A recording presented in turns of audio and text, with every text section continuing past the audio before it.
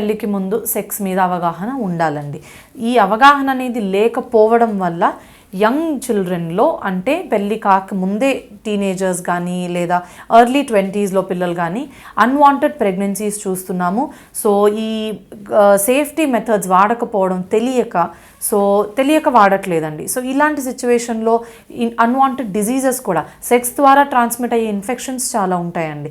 ఇలాంటి ఇన్ఫెక్షన్స్ కూడా చాలా చూస్తున్నాం.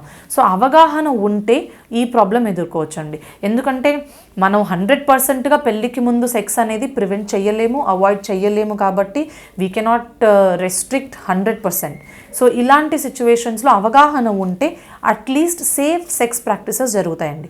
సేఫ్ సెక్స్ ప్రాక్టీసెస్ అంటే కరెక్ట్గా కాండమ్స్ వాడుకోవడము, అసలు సెక్స్ అంటే ఏంటి, సెక్స్ చేసినప్పుడు ఎలా ప్రికాషన్స్ తీసుకోవాలి, మనము ఇన్ఫెక్షన్స్ రాకుండా ఎలా జాగ్రత్త పడాలి, ప్రెగ్నెన్సీ రాకుండా ఎలా జాగ్రత్త పడాలి అనేది అవగాహన ఉంటుందండి.